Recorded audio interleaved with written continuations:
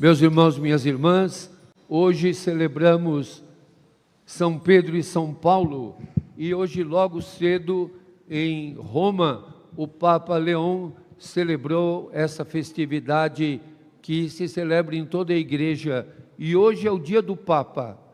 Na Igreja Católica, hoje é o dia do Papa, e todas as doações, todo que é recolhido em coleta no dia de hoje, é mandado para Roma, para os serviços de caridade do Papa. É chamado o óbolo de São Pedro. É a colaboração que a igreja inteira dá ao sucessor de Pedro, ao Papa Leão, para as ações que ele faz, seja para os moradores de rua de Roma, seja para as igrejas mais distantes e onde os católicos são muito poucos e precisam de apoio, de ajuda em algumas catástrofes. Então, que hoje todos nós rezemos pelo Papa Leão, pedindo que ele tenha sempre a força do amor, da caridade, para ser sinal de paz, de justiça, de solidariedade, de fraternidade no mundo todo. O Evangelho de hoje nos começa dizendo que Jesus foi a Cesareia de Filipe. Cesareia de Filipe fica bem ao norte, e era uma cidade que estava sendo construída em homenagem ao imperador César de Roma.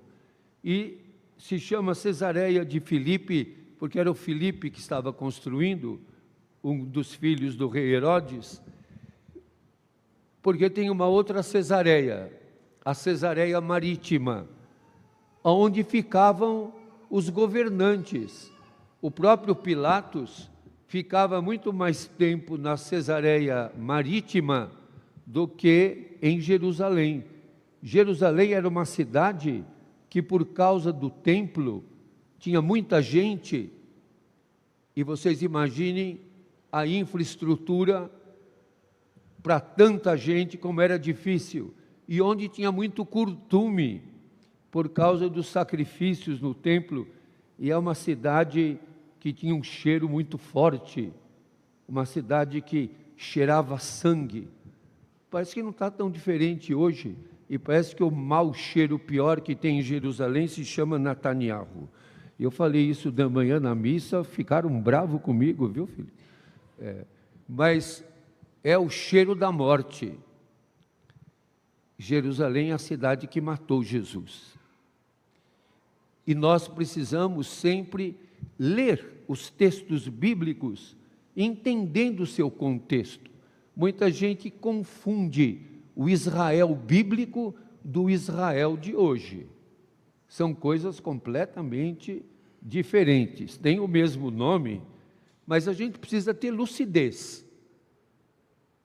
Aí não adianta ficar andando em marcha religiosa com um monte de bandeira de Israel, porque o Estado de Israel de hoje, o Estado, não o povo, o Estado não tem nenhum apreço pela figura de Jesus, porque não tem nenhum apreço pelo povo palestino, e está destruindo, matando. E é uma técnica genocida. A técnica genocida é a que mata as crianças, mata as mulheres, para impossibilitar o futuro. Então, isso é uma técnica. Não foi por acaso que o Herodes mandou matar as crianças. Não foi por acaso que se mandou matar as crianças no Egito. É uma técnica. Se você quer que um povo desapareça, você mata as crianças e as mulheres. Mas isso para lembrar que Cesareia de Filipe estava bem longe do templo, bem longe do centro do poder. E Jesus levou os discípulos lá bem longe e perguntou: quem dizem os homens ser o Filho do Homem? Ele está contrapondo os homens ao Filho do Homem. O Filho do Homem é Jesus, é o humano em condição divina. É o divino em condição humana. Esse é o Filho do Homem. E ele pergunta: o que estão dizendo por aí? Qual que é o diz-que? Domingo passado nós lemos o texto paralelo a esse do Evangelho de Lucas. Hoje nós estamos lendo na versão de Mateus. E alguns dizem que é João Batista, outros que é Elias. E na versão de Mateus surge que é Jeremias ou algum dos profetas. O povo, por um lado, percebia Jesus na tradição dos profetas, mas por outro lado, ligavam Jesus ao antigo, ao que já tinha passado. João Batista foi decapitado pelo rei usurpador, que tinha o apoio de Roma. Quase que eu falei que tinha o apoio de Washington, mas ele tinha o apoio de Roma. Herodes tinha o apoio de Roma, era um vendido. E por causa da sua aliança com Roma, mandou matar o João Batista. A história parece que às vezes nos causa um impacto, porque ler o texto nos faz perceber o contexto e a sua aplicabilidade aos dias de hoje. E assim também o Elias desapareceu e o povo esperava que ele voltasse, e o Jeremias, que foi apedrejado porque chamou a atenção do povo judeu que não estava sendo fiel a Deus, que é o Deus da vida. E Jesus, quando ouve isso, foi uma decepção. Jesus pergunta: e vocês? E vós? Quem dizeis que eu sou? Eu sou, é o nome de Deus. E Simão Pedro, eu já disse para vocês, quando fala Simão Pedro, vai dar um dentro e um fora, que Simão é o nome, Pedro é o apelido, Pedro cabeça dura. Quando fala Simão, vai acertar, quando fala Pedro, vai dar um fora. Simão Pedro, vai dar um dentro e um fora. E aí o Simão Pedro se adiantou e respondeu em nome de todos: tu és o Messias, o Filho do Deus vivo. Filho do Deus vivo foi bom, porque não reconheceu em Jesus o filho de Davi. Jesus não é filho de Davi. E toda vez que chamam Jesus de filho de Davi, ele não atende, porque ser filho na Bíblia não é biológico, não é por DNA, é por semelhança. Então, se fala que Jesus é filho de Davi, está assemelhando ao rei Davi, que era um rei violento, um rei que matou, um rei conquistador, um rei que queria ser vencedor. Por isso deu no que deu. E Jesus não quer ser filho de Davi, porque Jesus não é poderoso, é misericordioso. Jesus não é opressivo, é compassivo. Jesus não impõe, propõe. Essa é a grande diferença. Aonde foi que o Simão Pedro errou? Onde foi que ele deu uma de Pedro? Quando ele diz, tu és o problema é o, que é um artigo definido. O Messias, ele determinou que Messias era Jesus. O Messias que venceria pela força, pela imposição. Jesus não aceita isso. Jesus é Messias, mas não o que estava na cabeça deles. Por isso que na versão lucana, Jesus diz e repreende para não repetirem isso. Mas aqui, Jesus vai dizer uma coisa muito interessante. Feliz és tu, Simão. Vê que ele chama de Simão. Não chama de Pedro, nem de Simão Pedro. Ele está reforçando a parte certa que o Simão Pedro respondeu. Feliz és tu, Simão. Mas aqui dá a repreensão. Filho de Jonas.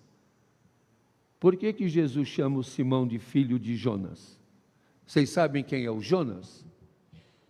Vocês não sabem quem é o Jonas? Ah, é o pai do Simão. Não. Quem é o Jonas que Jesus está falando? Vocês sabem quem é o Jonas? O da baleia. Por que que o Jonas foi parar na barriga da baleia? Porque a baleia estava com fome? Não. Ser filho de Jonas quer dizer, fala uma coisa e faz outra. E será que nós também somos filhos de Jonas? Porque o Jonas é o único profeta que Deus manda fazer uma coisa e ele faz outra. Deus diz para ele ir para o leste, ele vai para o oeste. Deus quer que ele vá para Nínive e ele foge de Nínive. Por isso que o navio estava afundando e os marinheiros fizeram de tudo até descobrirem, e o Jonas ficou com medo e se entregou. Disse, acho que a culpa é minha, porque eu tentei enganar Deus. Ele me pediu uma coisa, eu fiz outra. E aí o que os marinheiros fizeram? Jogaram o Jonas no mar e a tempestade passou. Era culpa dele mesmo. E aí a baleia veio, engoliu o Jonas, e sabe o que a baleia fez? Foi até a praia, cuspiu o Jonas, e o Jonas deu de cara com uma placa escrito, bem-vindo a Nínive. Pois é, ele quis fugir, a baleia deu meia volta e foi mais rápida do que esses trens que estão usando por aí, diz que vão pôr um aqui em São Paulo também, né? Esse, como é que chama? VRT, cuspiu o Jonas, ele para. E aonde ele deveria ir? Ele foi de baleia. Mas ele não quis que Nínive se arrependesse, ele ficou inconformado com a misericórdia de Deus. Porque ele fez a pregação e a cidade se converteu. Por que Jesus diz que ele é filho de Jonas? Assim como Jonas se converteu e mudou, o Pedro vai mudar também. Hoje nós celebramos o Pedro e o Paulo, porque o Pedro teve coragem de mudar e de dar a vida por Jesus. E aqui, Jesus vai dizer, por isso eu te digo que tu és Pedro. Aí ele pega o nome do cabeça dura. Tu és Pedro.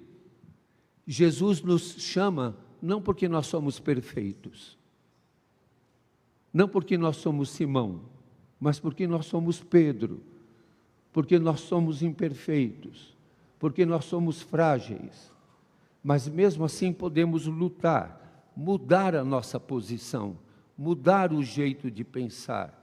Nós vivemos num sistema que nos faz pensar individualmente. Por isso muitos acharam que vocês estavam doidos naquela flotilha, né? Em vez de ficar em casa quieto, cuidando da sua família, você foi se meter lá naquela confusão, junto com a Greta e outros tantos. Então, pensar no outro não é normal na nossa sociedade. Pensar no irmão de rua, pensar nos famintos, pensar nos pobres, não faz parte da nossa epistemologia. O normal, e que a gente diz, o normal, esse cara é normal. O normal não é aquele que partilha, é aquele que concentra. Não é aquele que divide, é aquele que quer tudo só para si. E nós vamos ensinando as nossas crianças a serem normais, a pensarem desse jeito, a serem filhos de Jonas, e não assemelhar-se a Jesus. E Jesus diz, sobre esta pedra construirei a minha igreja. Qual é a pedra que o poder do inferno não vai poder vencer? A pedra é aquela que os pedreiros rejeitaram e que se tornou pedra angular. É Jesus. No capítulo 5 de São Mateus, esse mesmo evangelista, e eu disse isso esses dias, lá na matriz de Mendes, no Rio de Janeiro, a gente não pode ler o Evangelho como se fossem capítulos separados uns dos outros. O Evangelho tem que ser entendido no todo. Como na liturgia nós lemos em capítulos, versículos, nós não entendemos. A sequência desse texto aqui, Jesus vai brigar com o Pedro e vai dizer: sai para lá, Satanás, porque ele não quer que Jesus seja fiel até o fim. O Pedro falou, Tiago, para Jesus: vamos abrir uma peixaria ou uma padaria e vai ser melhor para nós. Porque eu vou lá jogar a rede, você faz um gesto, a rede enche. A gente te traz pedra aqui, a pedra vira pão. Aí vai ser um sucesso, a nossa padaria, a nossa peixaria.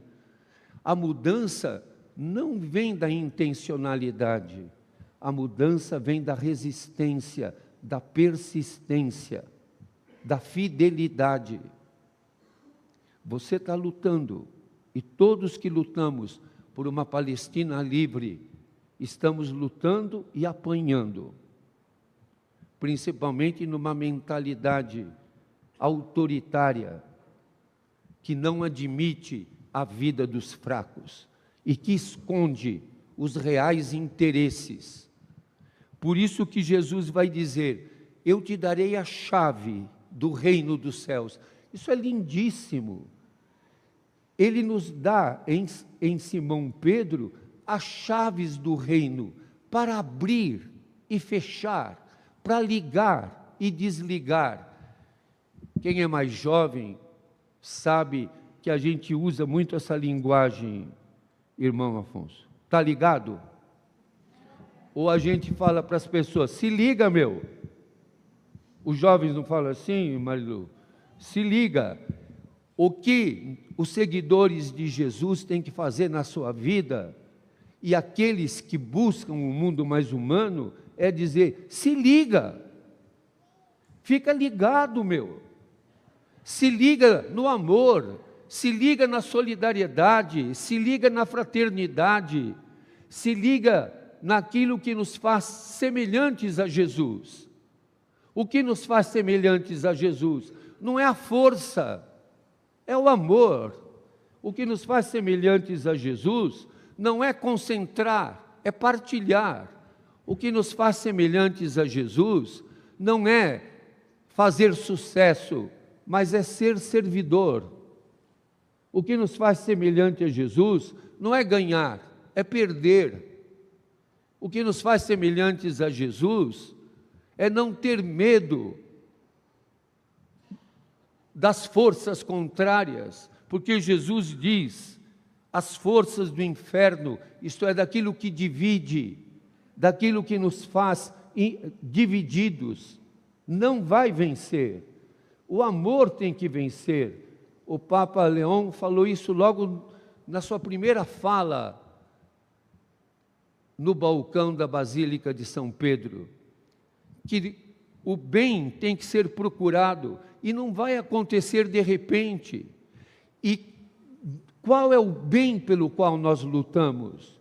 Não é o bem do mercado, não é o bem do lucro, não é o bem do ganho, mas é o bem querer, o bem viver, aonde todos possam brincar. O que nós queremos é que as crianças palestinas estejam de mãos dadas com as crianças indígenas, com as crianças africanas, com as crianças americanas e com as crianças do mundo todo, da África, da Somália, de Moçambique, junto com as crianças israelenses, e todos dancem a alegria de viver, e todos dancem a alegria de partilhar frutos e flores, todos tenham a alegria de partilhar, de dançar juntos, de se reconhecerem como irmãos e irmãs.